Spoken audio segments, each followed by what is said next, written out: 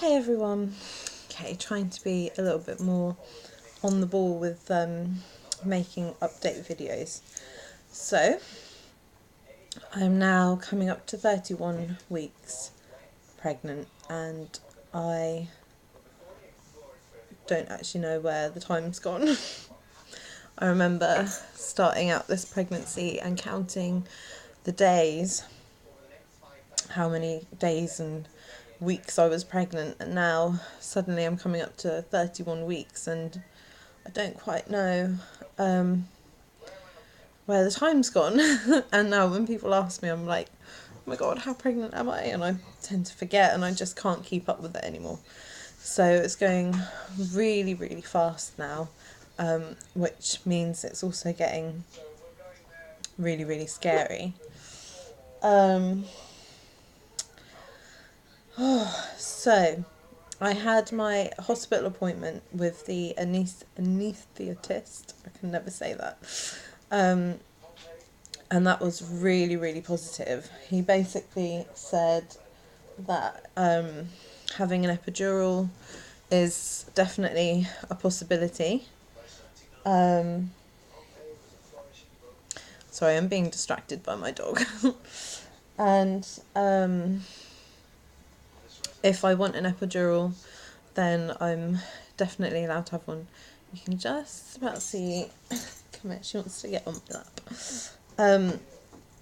Yeah, so that's really good. It's definitely a possibility to have an epidural. He basically said that the pressure of labour, the intensity of the pain and everything, might make my blood pressure quite high. So, epidurals, generally, this is just what he said. Don't quote me on this. I'm not a doctor and an expert. It's just what he told me. But he said generally epidurals lower the blood pressure. So if you're having high blood pressure from the birth, then having an epidural can lower the blood pressure, which overall, might not be a bad thing. And also, might actually really help if the pain and everything is just making your blood pressure crazy, then the epidural might help to just regulate it. So that was really, really positive. And he also said that because occasionally the epidural makes the blood pressure worse, if that would happen, then they'd have things in place to help regulate the blood pressure and everything. So he said just not to worry about it. And he also isn't really concerned at all. He thinks it's, he's dealt with many people with blood pressure and heart problems and stuff, and cannot see any reason at all why it wouldn't be possible to have a natural delivery. So that was really good. That's what I want to hear. And also he said there are a lot worse conditions that people suffer from who still manage to naturally give birth every single day. And if something goes wrong, there's a higher risk of that happening to every healthy woman as there is for a POTSI. So he definitely doesn't see it being like a high risk thing just because I have POTS. So I was really, really glad to hear that. However, he did make some comments which kind of irritated me a bit.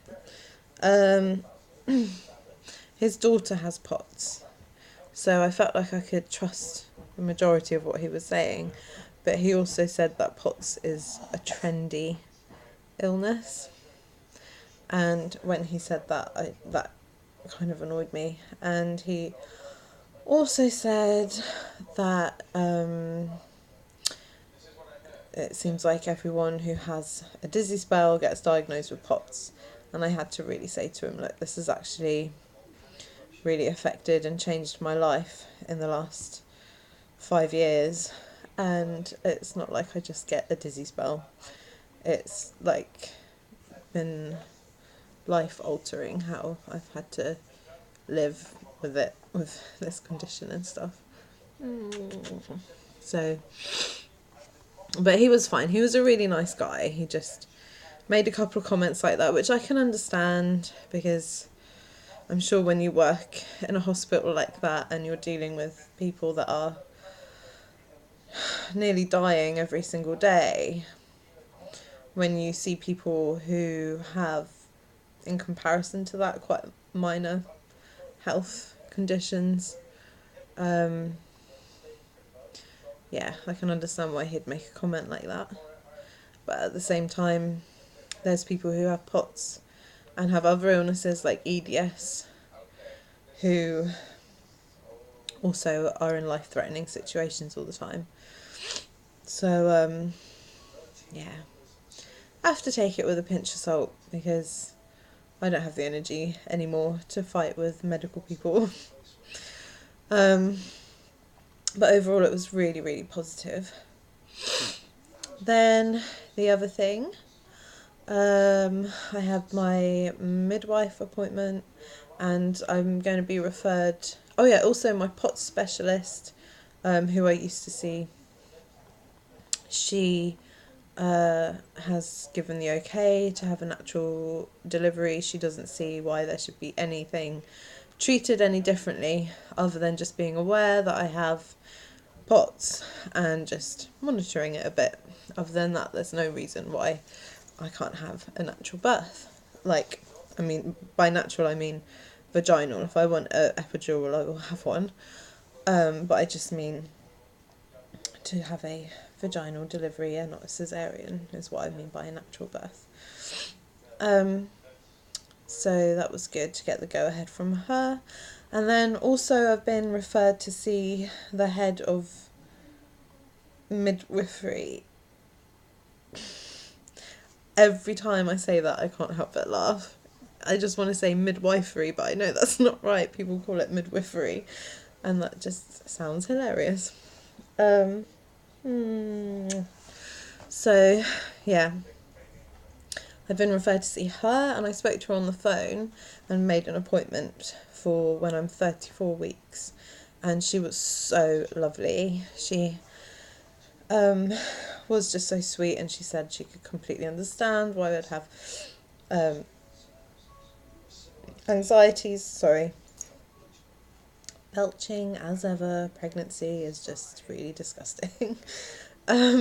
She can understand concerns and anxieties and things, and she has dealt with many women in the same position, so she wants to go over a birth plan and start, for us both to start coming up with a birth plan, and with my partner, of course. And she's going to give me some tips and advice and positions and all this kind of stuff to help with my condition, well, with having POTS and giving birth.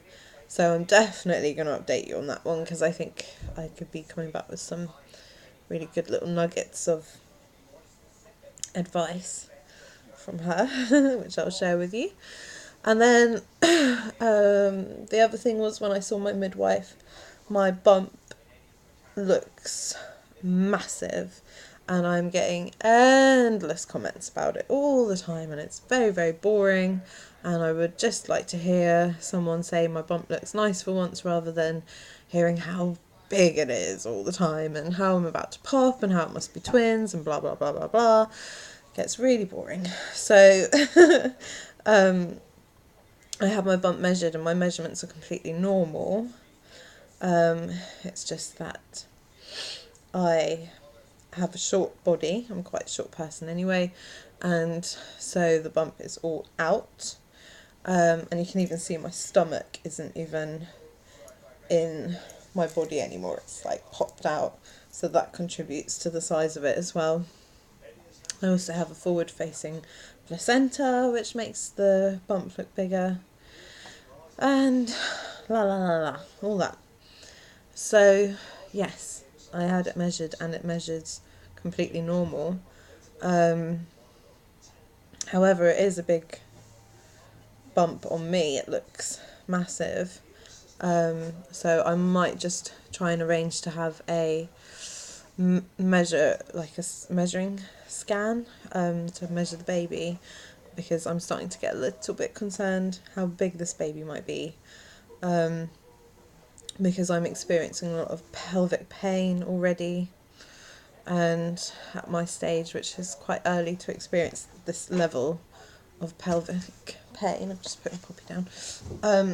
And yeah, so I'm feeling incredibly heavy and struggling to walk more than 5 minutes or so. So yes, I think I would like to get a scan to get measured. What else? Yeah, so I have a feeling this baby might be really quite massive. And then I just wanted to show you this. Sorry, just reaching over. I have ordered this, the Effective Birth Preparation Self-Hypnosis audio CD. Okay. I am usually quite a sceptical person, and I don't know if this is actually going to work or not. There are a hell of a lot of women who say this was the best thing they could have done for giving birth. And there's also a hell of a lot of women who say it's complete rubbish and doesn't do anything. So I think it's absolutely different for everyone, and I just think, what the hell, it's definitely worth a try. So I ordered this one because it's the, where does it say?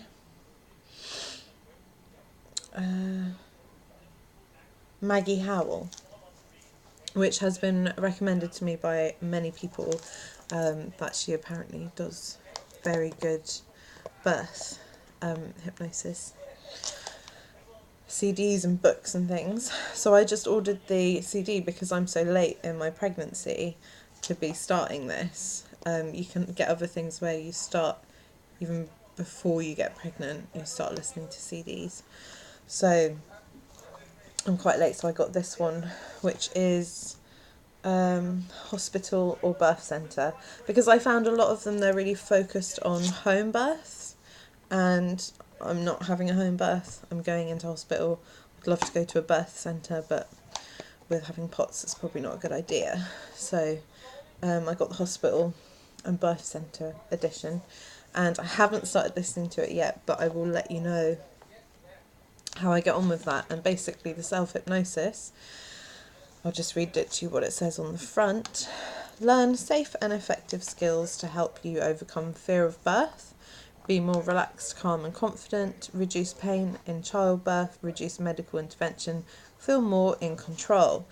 So you learn a lot of breathing and relaxation techniques and how to hypnotise yourself into being able to cope with what is a natural thing for us to do, which is giving birth. And a lot of us become quite far removed from that because of our fear, so we don't see it like a natural thing that we're capable of doing. So our fear takes over, and that, as soon as any anxiety and stress enters the birth, it makes things 1,000 times harder, and the birth is much more difficult, and that's when there's more chance of medical intervention, like having to use an epidural. Anyway, I'm coming up to 15 minutes, so I have to stop my video here. Could have gone on and on and on and on, but I'm going to stop it here, and I will do another update really soon. Okay, see you later, guys.